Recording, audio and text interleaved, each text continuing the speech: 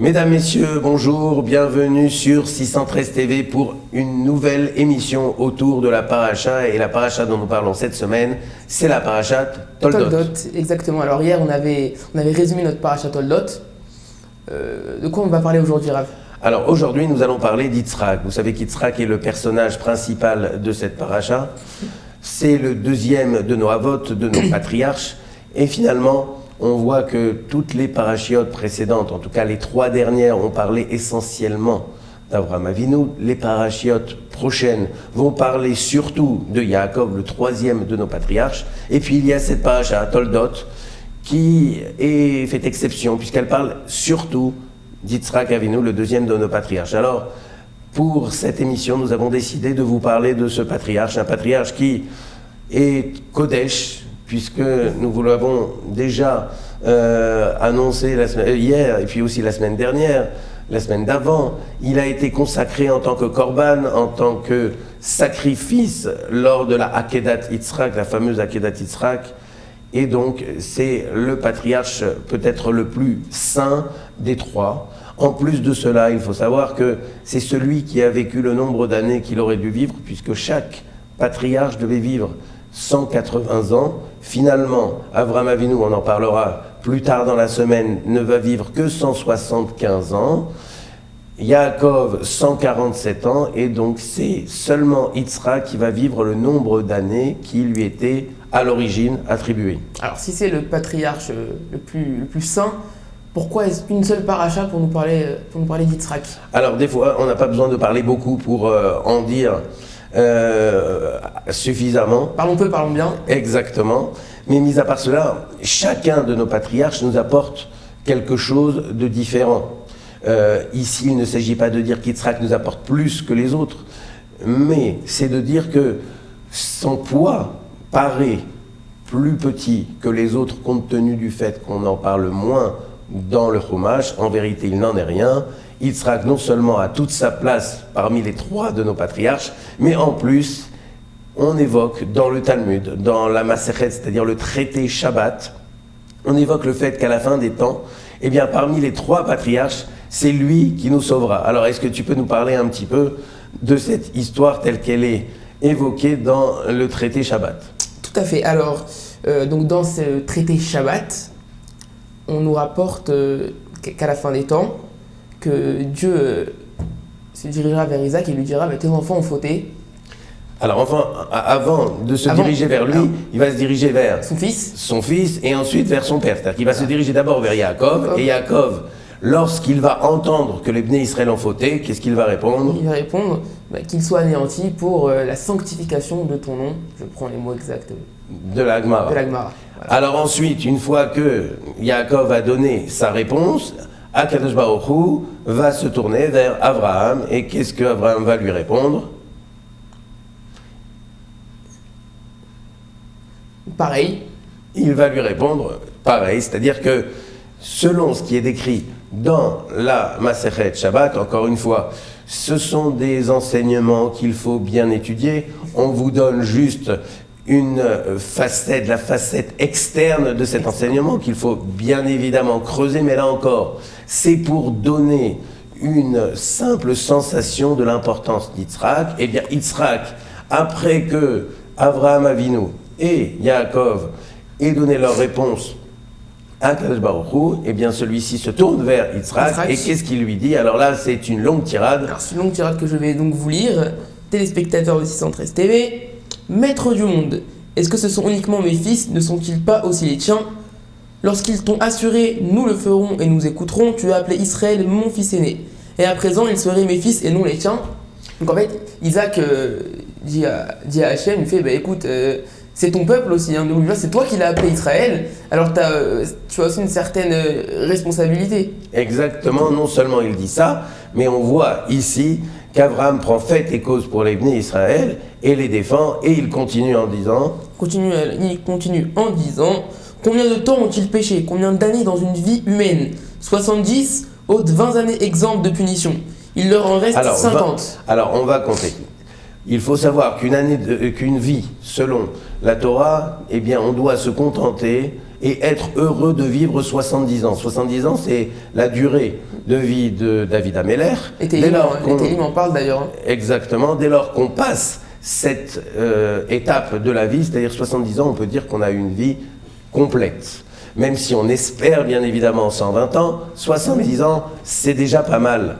Maintenant, sur 70 ans, Yitzhak dit à Kadosh Baruch Hu, il y a déjà 20 ans, c'est les années de la jeunesse, au cours desquelles les fautes ne sont pas comptabilisées, en tout cas, elles ne sont pas punissables, et c'est ce qu'il dit à Kadosh Baruch Hu. Il continue ensuite et il dit... On retranche les nuits, et il ne leur en reste que 25. Alors, en fait, sur 70 ans, on a déjà enlevé 20, et sur les 50 qui restent, eh bien, il y a la moitié de nuit, et donc Yitzhak dit encore que sur 50 ans qu'il reste, il ne reste réellement que 25 ans, puisque 25 autres années, on les a passées à dormir, si on dort, entre guillemets, 12 heures. Alors ça ne s'arrête pas là, il continue en disant on retranche aussi 12 années et demie qu'ils passent à prier, à manger et à satisfaire leurs besoins naturels, et il ne leur en reste plus que 12 et demi.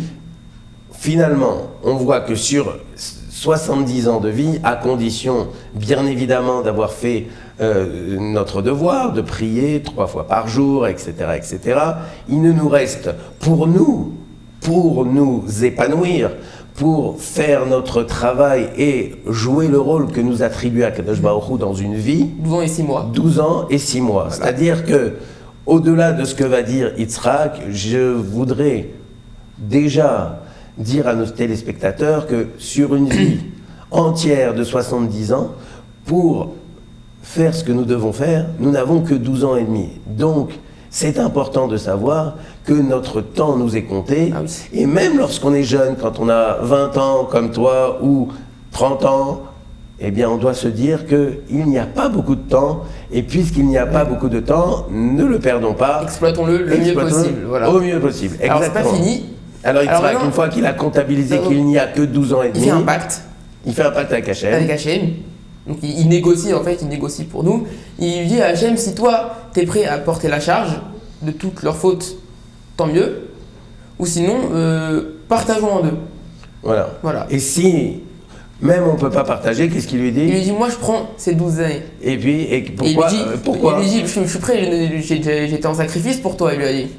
N'est-ce pas que je suis capable de prendre toute cette charge pour mes enfants? Voilà, en tout cas, on voit à travers cette Agada, c'est-à-dire cette histoire qui nous est contée dans le Talmud. Et encore une fois, je souhaite préciser à nos téléspectateurs qu'il faut bien évidemment approfondir cet enseignement, qu'il ne faut pas prendre à la lettre. Cela étant dit, on voit ici qu'Yitzhak joue un rôle particulièrement important pour nous, ses descendants, et c'est un patriarche qui a un rôle décisif, non seulement historiquement, pour le message qu'il a donné au cours des siècles et qui perdure, et aussi, comme nous l'évoque ici la Gemara, pour la suite de l'histoire. Donc le message dont vous parlez, de quoi est-ce qu'il s'agit exactement?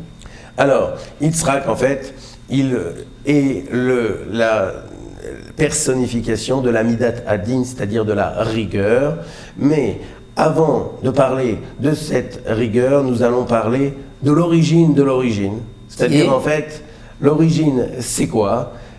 C'est au moment où Akadosh Baruch Hu annonce à Avraham Avinu sa naissance. Alors on repart il y a 2 semaines auparavant. Plus que 2 semaines auparavant, puisque c'est au cours de la parashat Lech Lecha, la 3e parasha de la Torah. Nous sommes déjà à la 6e, donc il faut revenir 3 semaines en arrière. Mais tout ça n'est pas si grave, puisque c'est bien toujours d'avoir quelques petites notions de révision. Et au cours de la parashat Lech Lecha, il y a Avraham Avinu qui ne s'appelle pas encore Avraham, il s'appelle Avraham. Et Akadosh Baruch Hu s'adresse à lui, il va changer son nom, il va changer le nom de Sarai en Sarah.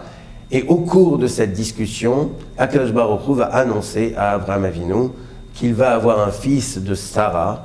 Et là, c'est l'extase pour Avraham Avinu, puisque jusqu'à présent, il n'a pas eu la joie d'avoir un descendant de Sarah. Il a déjà Ishmaël, qui est né d'Agar, mais de Sarah, il n'a absolument aucun enfant. Il se contentait et pensait que Ishmaël serait son descendant, et à ce moment-là précis, alors qu'il a 99 ans, Akadosh Baruch Hu lui dit, eh bien, tu vas avoir un enfant, et Sarai, qui ne s'appellera plus Sarai, mais qui s'appellera désormais Sarah, te donnera un fils, et ce fils-là, tu l'appelleras Yitzhak. C'est-à-dire que le nom d'Yitzhak a été donné par Akadosh Baruch Hu lui-même. C'est d'autant plus important que si Akadosh Baruch Hu a pris le soin de le nommer Yitzhak, il faut peut-être en connaître les raisons. C'est sur ça que l'on va se pencher à partir de demain. Je vous souhaite une bonne journée. N'hésitez pas à travailler sur la paracha, à faire vos révisions sur les parachiotes précédentes. Nous allons en tout cas démarrer à partir de demain une petite marche en arrière vers la parachat Lech Lecha et nous reviendrons vite vers parachat Toldot. Donc on se dit à demain. À demain et bonne journée à tous.